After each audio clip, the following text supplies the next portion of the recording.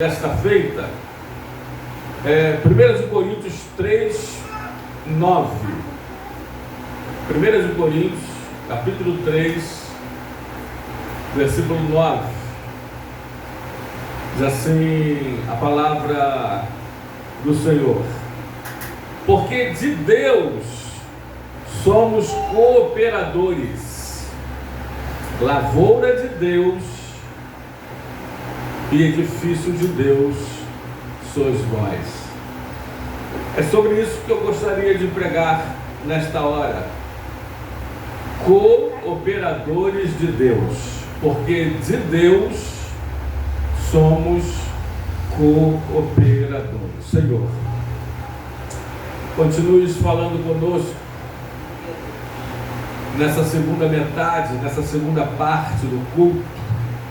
E agora, através da pregação, da ministração, da explanação da Tua palavra, da exposição da mesma, Senhor, repreenda todo obstáculo contra a palavra do Senhor. Em nome de Jesus, repreenda todo espírito contrário. Que o Teu Espírito Santo leve, traga primeiro, depois leve a Sua palavra a todos, que ela encontre, meu Pai, guarida, como diziam os antigos, em nossos corações. Que a Tua palavra vá e faça aquilo que lhe apraz, e que o Senhor a prospere para tudo aquilo pela qual ela foi por Ti designada. Que a Tua palavra nos pegue, nos transforme, que a Tua palavra nos alimente, nos fortaleça, nos limpe, nos lave, nos capacite, que a Tua palavra nos arme, que a Tua palavra, Senhor, ela seja a palavra final em todas as decisões ou em todos os dilemas de nossa vida. Que a Tua palavra seja a última palavra em nosso ministério, em nosso casamento, em nossa família, em nosso trabalho, em nossos estudos, em nossos projetos, em nossos sonhos, em nossos planos. Que a Tua palavra, meu Pai, ela seja decisiva, ela seja, na verdade, a decisão final, a última palavra para nós. A palavra que devemos ouvir, a palavra que temos que atender ao que nós te pedimos.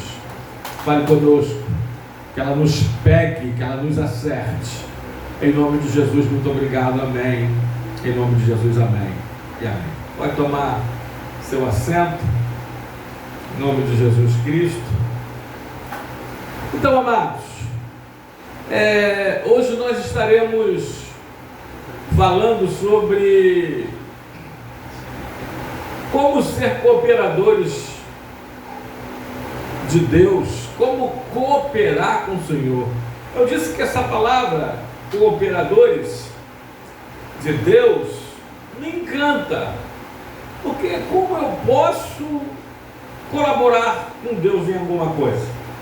Sendo que Deus, Ele é por si só, Ele é o autossuficiente, o grande eu sou, o Deus eterno, atemporal, todo-poderoso, o Deus que diz: operando eu, quem impedirá? Como eu posso? Eu posso ajudar a Deus a me ajudar. É sobre isso mais ou menos que eu gostaria de conversar com os irmãos nessa noite. No encontro com Deus, você perde algo seu para ganhar algo dele. Eu vou repetir. Nesse encontro com o Senhor, você perde algo seu para ganhar algo de Deus.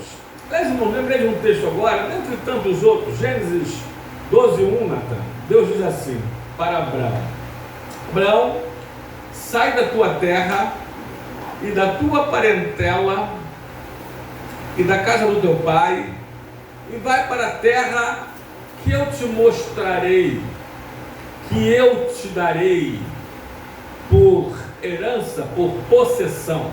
Eu estou acrescentando aqui ao término do versículo 1. Abraão teve que abrir mão de algo dele para receber algo muito melhor de Deus. No encontro com Deus geralmente é assim, ou sempre é assim. Você precisa perder algo seu. Aliás, Jesus falou, outro texto que eu lembrei agora do Novo Testamento, Lucas 9, 23, e dizia a todos: se alguém quer vir após mim, negue-se a si mesmo, dia a dia tome a sua cruz, depois vem e segue-me. E no 24 ele vai falar: aquele que perder a sua vida, bota no 24, meu filho, salvará. Pois quem quiser salvar a sua vida, vai perdê-la. Mas quem perder a sua vida por minha causa, vai salvá-la. Salvá-la. Olha que coisa, amados. Abraão, ele teve que perder a sua parentela, seus vizinhos, seus contemporâneos em Ur dos Caldeus, na Mesopotâmia. Ele teve que deixar a sua terra, sai da tua casa, da tua parentela e da casa do teu pai, e vai para a terra que eu te mostrarei, que eu te darei. E ele perdeu alguma coisa para ganhar algo muito maior de Deus. Ele é o pai da nação de Israel. Aliás, ele é considerado o pai das 3 maiores religiões do mundo: o cristianismo, o islamismo e o judaísmo. Olha, mas ele teve que deixar algo, mas ele teve que largar algo. Para pensar se com você, nesse encontro com ele, também não foi assim. Amém? Aí Deus nos chama para uma sociedade com ele. E lembrei daquele corinho do pastor Samuel Bezerra: eu sou sócio de Deus, eu sou muito feliz nesta sociedade, ele me aceitou, ele me quis, eu entrei com a fé que ele mesmo me deu. Nessa sociedade, que felicidade, quem lucra sou eu. Nessa sociedade, que felicidade, quem lucra sou eu. Eu sou sócio de Deus, eu sou muito feliz nesta sociedade, ele me aceitou, ele me quis, eu entrei com a fé que ele mesmo me deu. Nesta sociedade, que felicidade, quem lucra sou eu. Nesta sociedade, que felicidade, quem lucra sou eu. Então Deus nos chamou para essa sociedade, e nós somos cooperadores de Deus, em primeiro lugar, na salvação. Aí eu vou falar, vocês vão entender, mas vou começar a falar para vocês entenderem logo. Eu vou falar a parte divina e a parte humana. Cada uma dessas coisas que vamos estar falando aqui, eu vou falar o lado de Deus e o lado do homem, a parte que ele fez e a parte que eu faço. Amém? Em primeiro lugar, somos cooperadores de Deus na salvação. Vamos ver a parte divina? Tito 2:11 diz assim a palavra de Deus: porquanto a graça de Deus se manifestou salvadora, ou em outra tradução, ou melhor, em outra versão, trazendo salvação a todos os homens. Vamos à parte humana agora? Depois a gente vai falar sobre cada uma delas. Filipenses 2:12. Eu vou destacar a parte C, mas vou ler todo o verso. Assim, pois, amados meus, como sempre obedecestes, olha aí, não só na minha presença, porém muito mais agora na minha ausência, desenvolvei a vossa salvação com temor e tremor. Bom, em primeiro lugar, Somos cooperadores de Deus na nossa salvação. É Deus que nos salva. O homem não se salva. O homem não salva a si mesmo. Jamais algum homem poderá salvar a sua alma do inferno eterno. Não. É Deus que nos salva. A salvação vem do Senhor. Mas a obediência é importante. As obras seguintes são importantes. E nós vamos provar isso. Aliás, irmãos, Moisés representa a lei. João 1,17. João 1,17 diz que a lei veio por intermédio de Moisés, mas a graça e a verdade vieram por meio de Jesus Cristo. Moisés, com o povo de Israel, representa a lei, o aio, o pedagogo, o educador. A lei só guia, mas Moisés não entra na terra prometida. Quem entra é Josué. Josué, o mesmo nome de Jesus no Antigo Testamento. E Yoshua é Jesus que cumpre a promessa, a graça. A lei te conduz, mas é a graça que te faz entrar na promessa, na terra prometida. É a graça do Senhor. Amém, queridos? Então, Jesus Cristo nos salva, mas nós precisamos garantir esta salvação. É fé em obras. Quer ver? Livro de Efésios capítulo 2, versículo 8 a 10. Vós sois salvos pela graça, mediante a fé. Isso não vem de vós, é um dom de Deus, não de obras, para que ninguém se glorie, pois somos feitura dele, criados em Cristo Jesus para as boas obras, as quais Deus de antemão preparou para que andássemos nela. Amém, queridos? Quem salva é o Senhor. Grave isso aqui. Livro de Mateus, capítulo 1, versículo 21 diz: e o seu nome será Jesus. Aliás, o próprio nome Jesus, do hebraico, do Antigo Testamento, Josué, é Salvador, significa aquele que salva. E o seu nome será Jesus, porque ele salvará o povo dos pecados dele. E o de Lucas, capítulo 19, versículo 10, porque o Filho do Homem veio salvar e achar o que se havia perdido. Livro de Atos, capítulo 4, versículo 12, que abaixo do céu não há outro nome, só Jesus, dado entre os homens, pelo qual importa que sejamos salvos. Livro de Atos, ainda capítulo de número 16, versículo de número 31, diz assim: crede no Senhor Jesus Cristo e serás salvo, tu e a tua casa. Mas o crer é com a gente, mas o crer é com o homem. Amém? Ele nos salva, mas nós precisamos nos manter salvos nele. O que significa? Então, pastor, desenvolvei a vossa salvação com temor e tremor no Senhor. Bom, alguns pontos aqui de alguns teólogos, como eu mencionei aqui alguns, né? O Beacon, Dr. Scofield, dentre outros que eu gostaria de compartilhar com os irmãos. É por isso que eu não gosto de pregar nem pegando uma colinha no celular. Tá vendo? Saiu daqui de onde eu tinha colocado. Mas vamos lá. Eu disse que precisava de pegar uma colinha. Vou lembrar algumas coisas do que eles falaram aqui. Desenvolver a vossa salvação.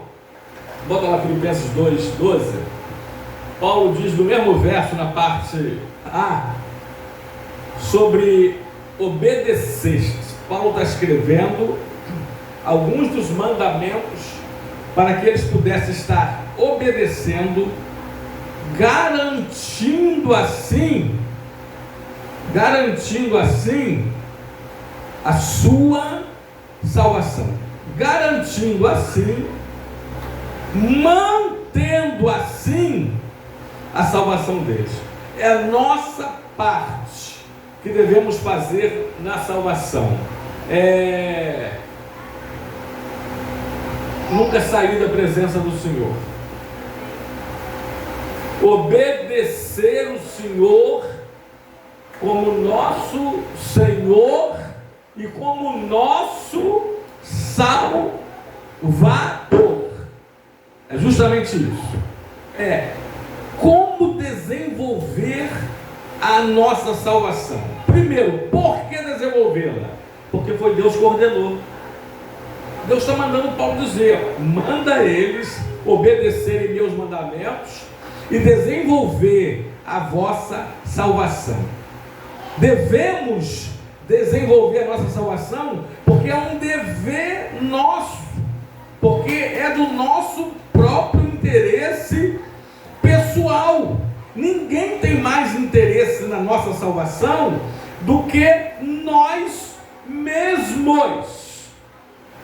Nenhum de nossos amigos, parentes, familiares, pastores podem nos salvar. Ninguém. Nem nenhum deles podem manter-nos salvos ou manter a nossa salvação. É um dever desenvolver a nossa salvação, a salvação de nossa alma, porque resolverá por si mesmo como um esforço da nossa parte.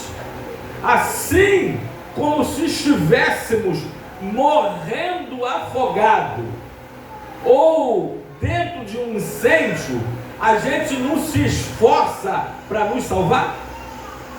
Da mesma forma, a gente tem que se esforçar ou fazer a nossa parte para nos mantermos salvos nele, ou salvar-nos a nossa alma. Não que nós jamais salvamos eternamente a nós mesmos. Amém? É um dever manter a nossa salvação, ou desenvolver a nossa salvação com temor e tremor, porque não há razão para esperar uma interposição divina sem o nosso próprio esforço. Porque se não fosse assim, Deus salvaria a todos, transformaria a todos, libertaria a todos de igual modo. Mas não é assim. Jesus morreu para salvar a todos, mas todos são salvos? Não. Por quê? Porque nem todos creem, nem todos querem, nem todos seguem, nem todos obedecem. Amém, amados? Então, já compararam aqui, isso é de 1900 antigamente, isso é do tempo da diaconisa Tânia, isso é do tempo do pastor Marinho, que está fazendo 74 anos hoje. Falaram que a salvação é como uma plantinha que Deus te dá. Deus te dá, mas você tem que cuidar dela. Eita! Ó, essa comparação também é do tempo do pastor Marinho. Já falaram que a salvação é como um passarinhozinho filhote que Deus te dá para você cuidar. Quem aqui já cuidou de passarinho filhote? Criou filhote de passarinho? Eu já. Também já? João Vitor também já. Sabe como é? A água a gente se dá no conta-gotas, verdade ou mentira? Comida é num palitinho, até que ele cresça, se desenvolva. Desenvolvei a vossa salvação com temor e tremor.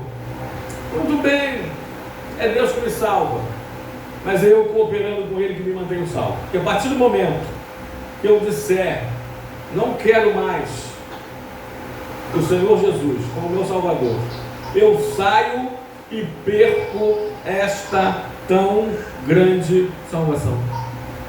Amém, amados? Então eu não posso fazer nada para me salvar, mas eu posso fazer algumas coisas para me manter salvo. Eita!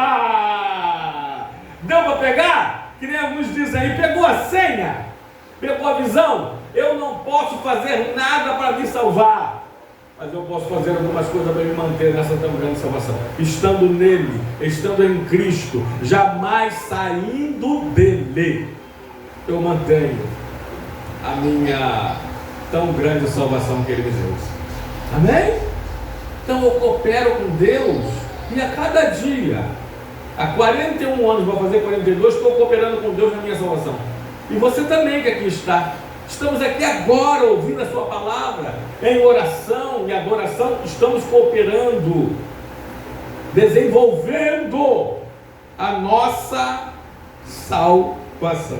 Deixa eu ver se tem mais um ponto só para terminar aqui. Ele nos salva. Consigo me adaptar a pregar com celular, com smartphone, com netbook, com notebook, com computador, estou na era ainda do papel.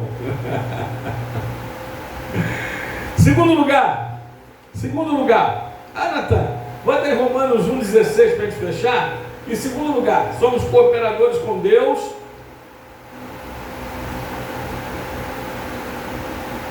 na nossa salvação, na nossa santificação.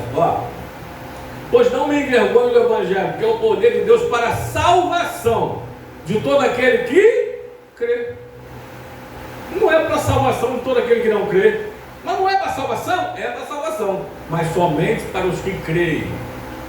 A salvação é com Ele, o crer é comigo. É Ele que me salva. Mas eu coopero com Ele para me manter nessa salvação. É questão das obras. Você não pratica boas obras para você ser salvo, mas você pratica boas obras por quê? Porque você é salvo. Você não pratica boas obras para você se salvar, mas você pratica boas obras porque você já é salvo. É isso. Você não é salvo pelas obras, você é salvo para as obras. Eu vou repetir, você não é salvo pelas obras, mas você é salvo para as obras. Segundo lugar, somos cooperadores de Deus na santificação. Uma parte divina? Coloca aí na tela, por gentileza. Livro de Levítico, versículo 20. Versículo 26. Diz assim a palavra do Senhor: ser-me-eis santos, porque eu, o Senhor, sou santo. Separai-vos dos povos, para serdes meus. Parte divina na santificação, João 17 e Hebreus 13, 12.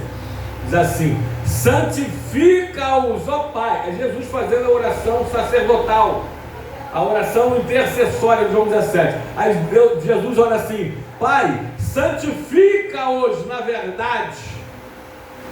Agora a tua palavra é a verdade. E já deu para pegar os dois aí? É Deus que nos santifica na verdade. A tua palavra é a verdade. Hebreus 13, 12. Por isso foi que também Jesus, para santificar o povo pelo seu próprio sangue, sofreu fora da porta. Deus que me santifica. A partir, vou falar o meu caso, do dia 11 de novembro de 84, quando aceitei Jesus Cristo, após a pregação, na hora do apelo, Deus me salvou. De lá para cá a gente tem tentado se manter salvo. Desde o dia 11 de novembro de 84, quando aceitei Jesus Cristo como meu Senhor e Salvador, Deus me santificou. Mas desde aquele dia eu tenho tentado me santificar a cada dia. Há uma santificação posicional, mas há uma santificação processual. Há uma santificação que foi um estado que ele fez. Agora há uma santificação diária, que é uma situação que a cada dia eu procuro fazer ou não fazer. Fazer o que é certo e não fazer o que é errado. Separar o santo do profano. Quer ver a minha parte? A parte humana, a minha cooperação nessa santificação, está aí. Livro de 2 de Coríntios, 7:1 e Hebreus 12:14. Diz assim a palavra do Senhor: tendo, pois, ó amados, tais promessas, purifiquemo-nos de toda impureza, tanto na carne como no espírito, aperfeiçoando a nossa santidade no temor do Senhor. Mas Deus já não me santificou? Sim. Mas agora, cada dia, eu preciso me manter santificado, me separar para o uso exclusivo dele. Essa é uma das definições de santificação. É isso. Natan, pode até botar na agulha Hebreus 12:14, mas eu já falei aqui, vou repetir, o que não é santificação. Santificação não é beatificação. Santificação não é canonização. Santificação não é fanatização. Santificação não é tradição. Santificação não é perfeição. Também não. Santificação, eu vou repetir, é eu me separar para o uso exclusivo de Deus. É eu não tocar no que é impuro. É eu não fazer o que é profano. Por mais que a carne mortal, tendenciosa ao pecado, possa querer. Mas eu em Cristo decido me separar, me purificar, me consagrar para Ele. Amém? Vamos lá para Hebreus 12:14. Segui a paz com todos e segui a santificação, sem a qual... Ai, irmão, pelo amor de Deus, ninguém está falando aqui que você se salva, que você é o seu próprio salvador. Mas sem santificação, diz a palavra, que ninguém verá o Senhor. Então o Senhor me salva, eu desenvolvo essa salvação com temor e tremor. O Senhor me santifica e a cada dia eu procuro me santificar.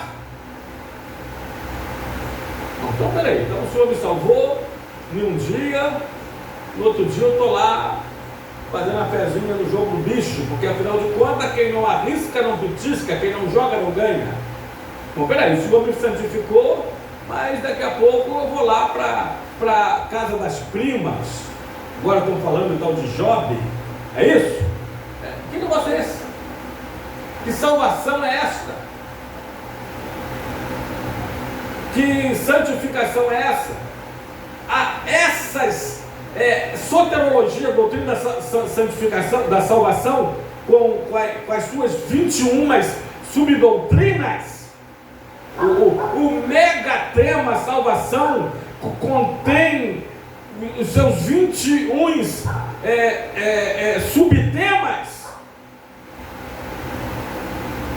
Está incluso a minha parte, a minha participação, a minha colaboração.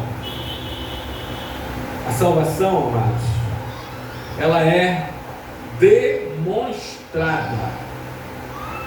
A santificação, ela é demonstrada. Quer ver? Olha para o pastor Marinho, 74 anos. Você crê que o pastor Marinho é salvo? Vocês creem? Amém? Vocês creem que o pastor Marinho é um homem santo? Vocês creem? Por que vocês creem? Por causa da participação dele nessa carreira cristã, por causa do testemunho pessoal e comportamental dele, por causa das suas atitudes, porque pelos frutos se conhece a árvore e pelos atos se conhecem um homem. Agora você vê ali um ébrio, você vê ali um alcoólatra quanto mais, você vê ali um nariz nervoso, um cheirador de pó. Você acredita que ele é salvo? Você acredita que ele é santo? Por que não? Suas obras mostram. Eu vou repetir: as obras não evidenciam a salvação, mas elas demonstram quem é salvo. Eita! Esta foi a questão, né? Jamais discussão, nem contradição de Paulo e Tiago, de Tiago e Paulo. Na verdade, os dois se complementam. Paulo destaca mais a fé, Tiago dstaca mais as obras de fé. Paulo destaca uma fé operante, Tiago quis ensinar e escreveu sobre obras de fé. Os dois não se contradizem, eles se complementam. Aliás, Tiago em 2,17 chega a escrever, Tiago 2,17, que a fé sem obras é morta. Aí ele fala assim no capítulo 2: mostra nessa tua fé sem obras, que eu com as minhas obras te mostrarei o quê? A minha fé.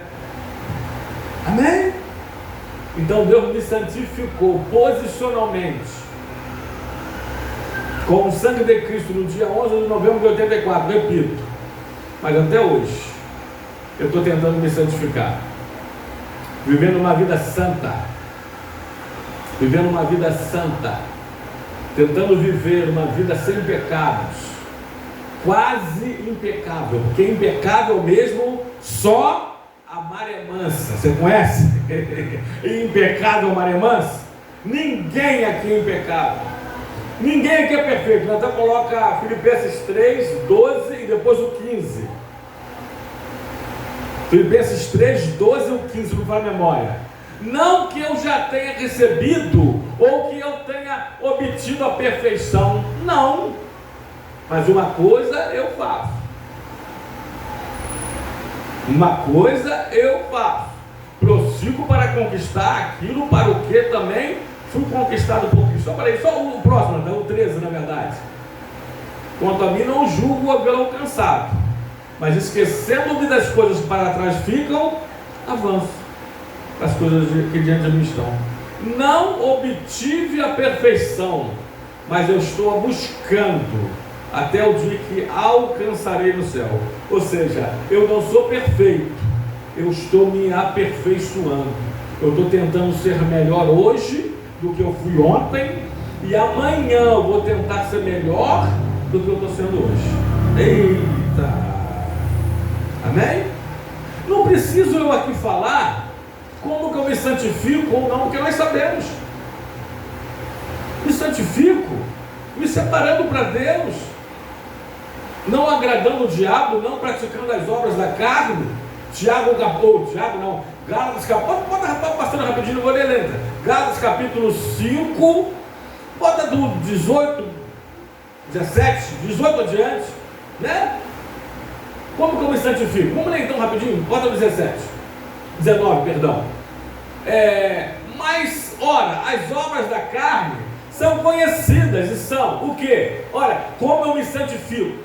Evitando, não praticando essas obras. São elas: prostituição, impureza, lascívia, idolatria, feitiçaria, inimizades, porfias, ciúmes, iras, discórdias, dissensões, facções, divisões, invejas, bebedices, glutonarias e coisas semelhantes a estas, a respeito das quais vos ordeno, como já outrora vos preveni, que não herdarão o reino do céu, o reino de Deus, que tais coisas praticarem.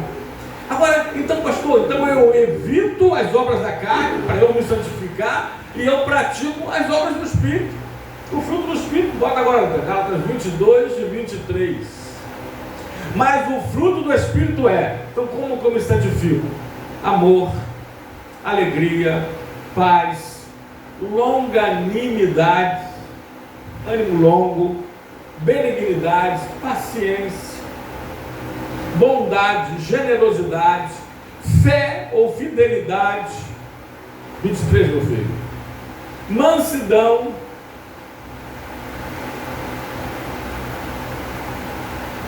Ó, eu sou salvo, eu sou santo, mas manso eu não sou não. Pisa no meu calo do pé que você vai sentir a força do meu calo da mão. Eu sou convertido, mas o meu braço não é não. Espera aí, ou você é convertido ou você é convencido. Ou você é convertido ou você é invertido. Ou você é convertido ou você não é convertido. Não tem essa. A conversão é uma mudança radical. É mais do que uma metamorfose, é uma metanoia, é uma mudança total. Amém, amados? Então a minha parte que eu faço como cooperador de Deus na santificação. Natan, tem outro texto, Apocalipse 22, 11. Aí Deus vai dizer assim, ó, continue o injusto fazendo injustiça. Continue o imundo ainda sendo imundo, mas o justo continue na prática da justiça. E o santo continue o quê? A santificar-se.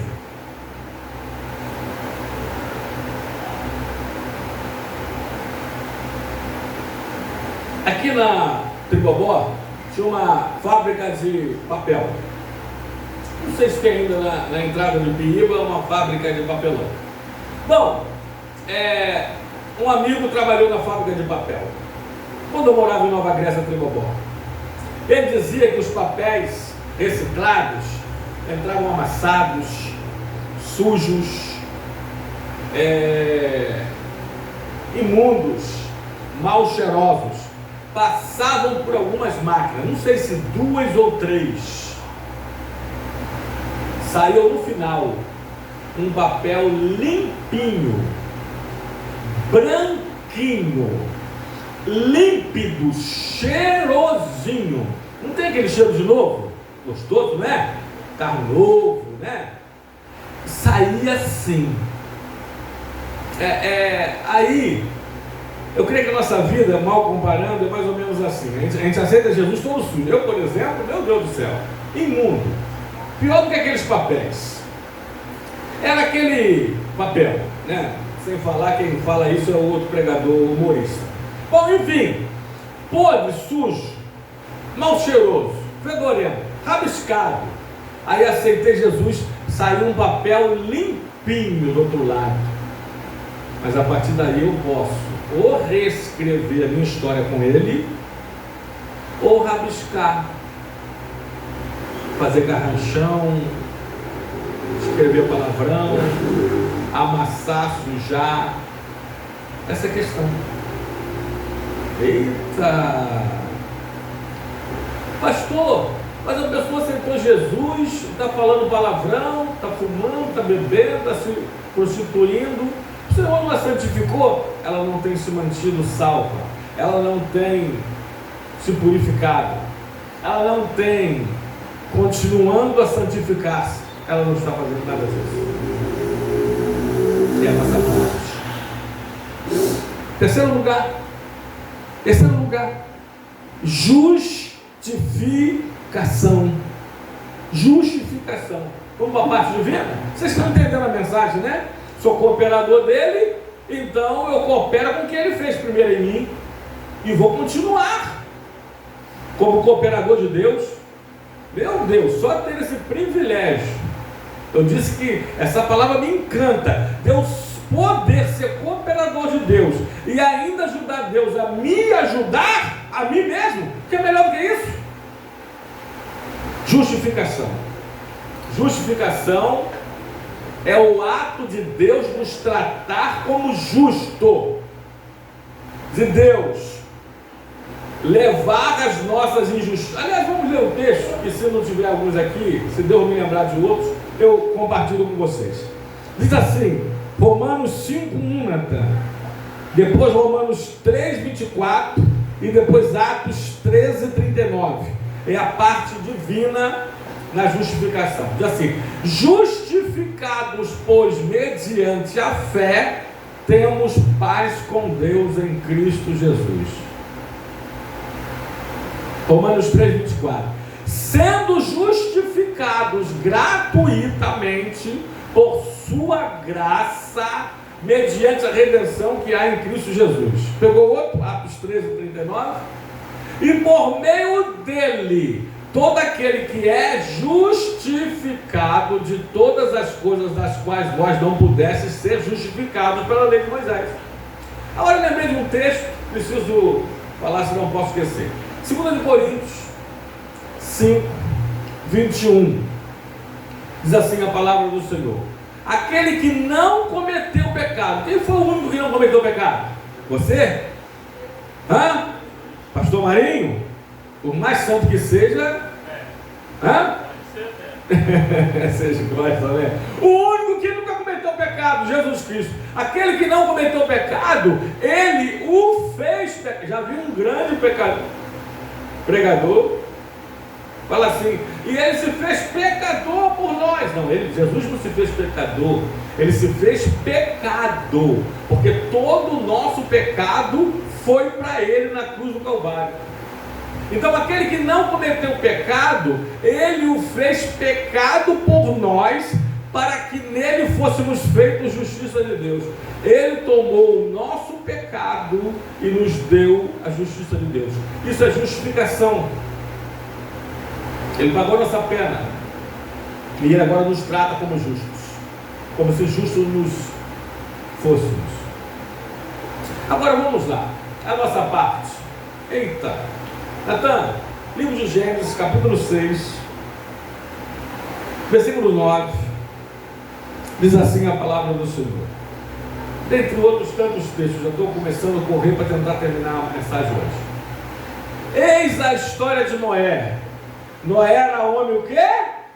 Justo e íntegro, inteiro, não era dividido, não era duplo, não tinha uma vida dupla. Eis a história de Noé.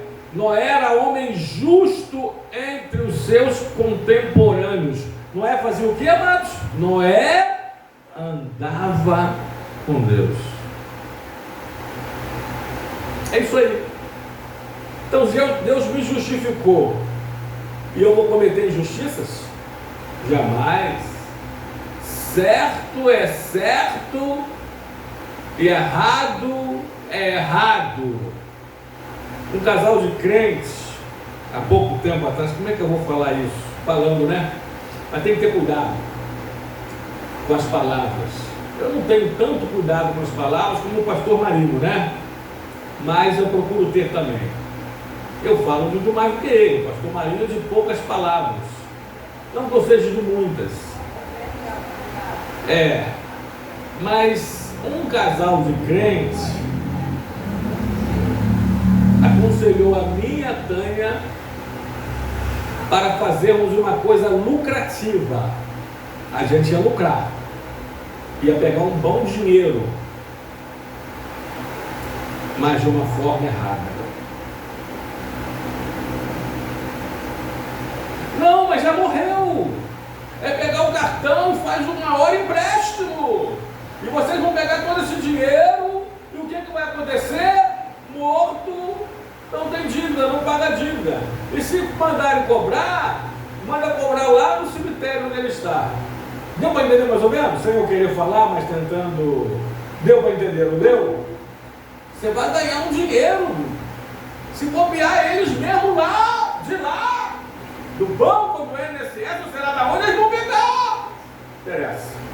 Mas eu aprendi que o certo é certo e o errado é o quê? Errado. Fico sem dinheiro, como você sem dinheiro está. Mas não cometo essas falcatruas, essas paradinhas, esses cambalachos,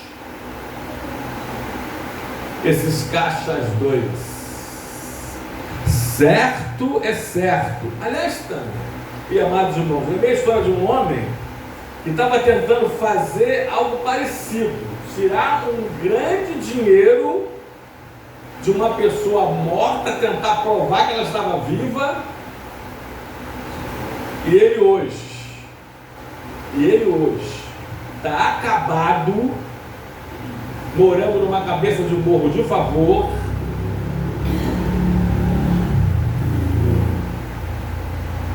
e a vida toda tentou isso.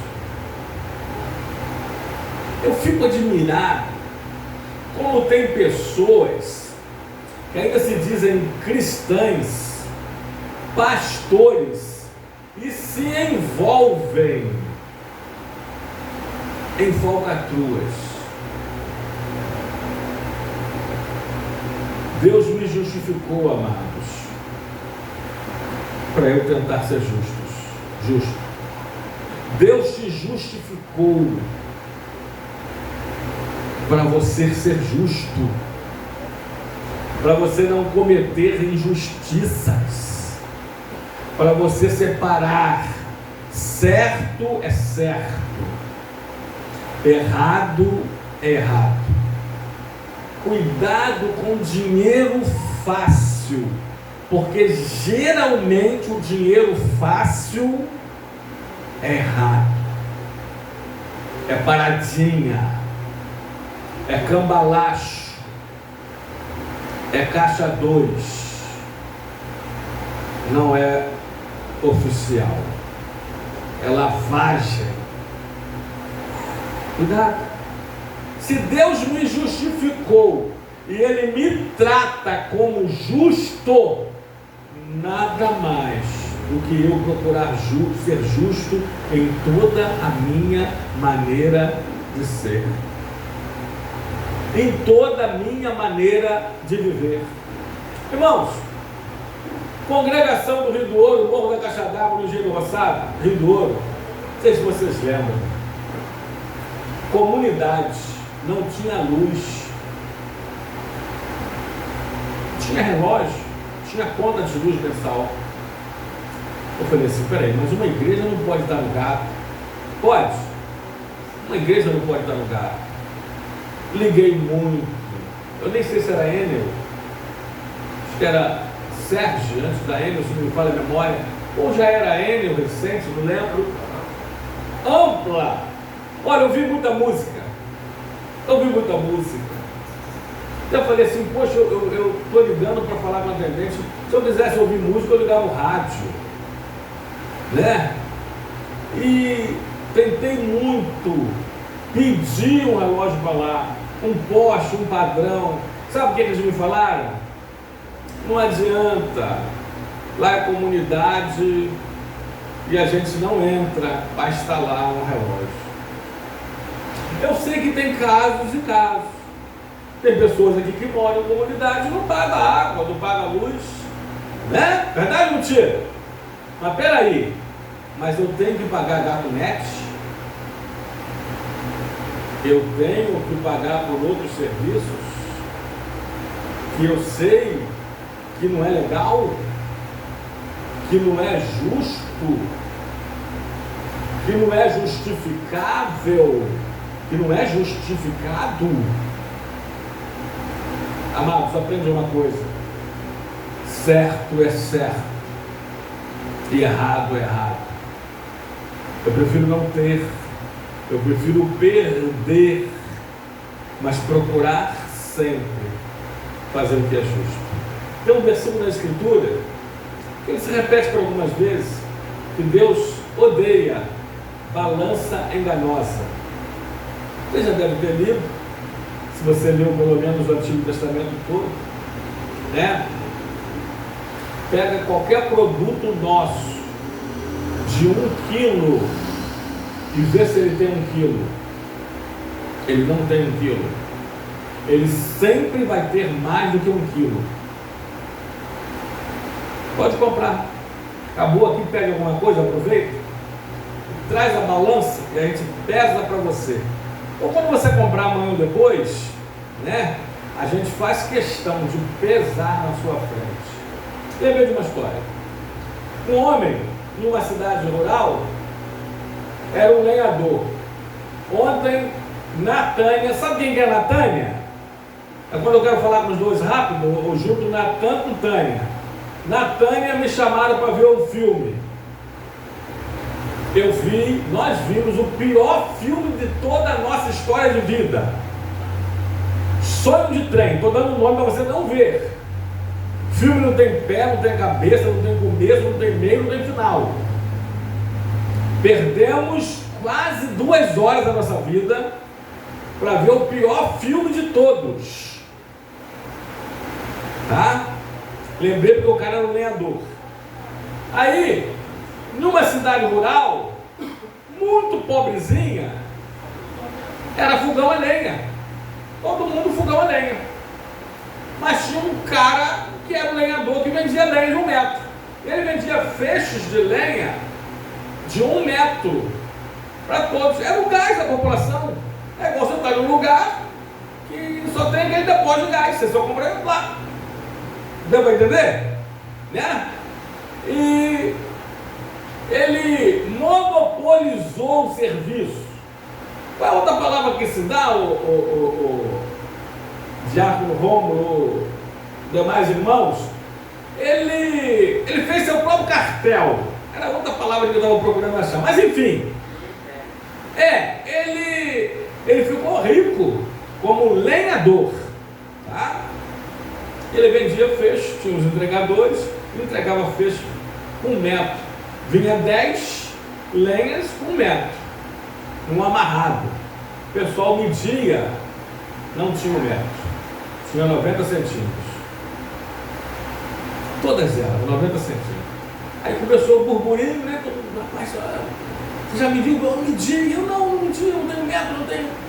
Vamos medir. Aí tá vendo 90 centímetros. O cara ladrão, rapaz, o cara. Mas quem tem a coragem de falar com ele? Se ele falava, então tá bom, não te vendo mais lenha, acabou. Eu vendo é minha, eu vendo o que eu quiser. Ele era dono de um fazendão que tinha aí, retirava a lenha ali, né? Enfim, aí todo mundo só fofocava, só falava por trás, né? Mas ninguém tinha coragem de falar com ele, porque ele roubava 10 centímetros de 10 lenhas de todo mundo, em cada fecho. Mas aí um dia ele se converteu. Dizem que a Assembleia de Deus tem tudo quanto é lugar, até no deserto. Eu acho que aquela igreja no deserto, de 2 milhões de habitantes, que o pastor era Moisés, o primeiro vice era Arão, o segundo vice já estava chegando o Josué. Eu acho que aquela igreja era a Assembleia de Deus.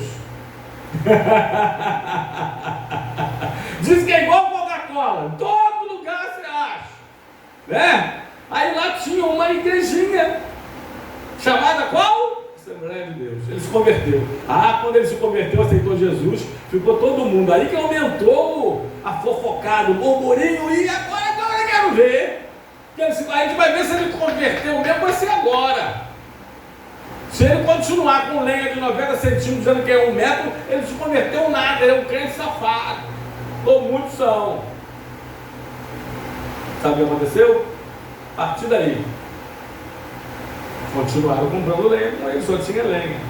Foram medir as lenhas dele depois dele convertido. Os entregadores entregavam, tal, a pé, com mula, cavalo. Aí começaram a medir. Aí pegaram alguns fechos juntos, alguns vizinhos, alguns amigos, parentes ali e tal, quem sabe de vila, vão medir todas juntas agora. Tem que ter 1 metro.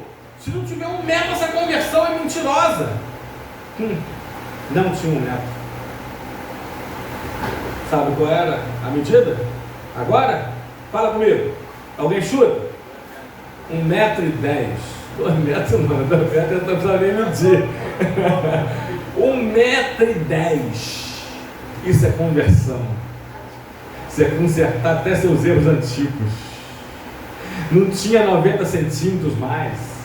Não tinha 1 metro também. Se tivesse 1 metro, ele já estaria certo, não tá? Mas ele botou com 1,10 metro. Ele estava devolvendo. Lembrei, sabe de quem? Daquele baixinho, Zaqueu. E se em alguma coisa tenho defraudado alguém, não é que ele o tenha, eu devolvo 4 vezes mais.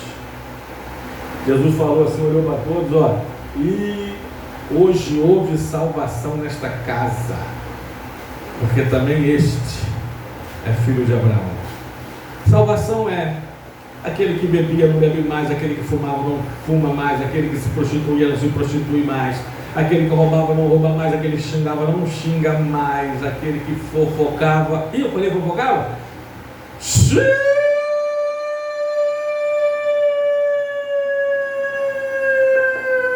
Não fofoca mais.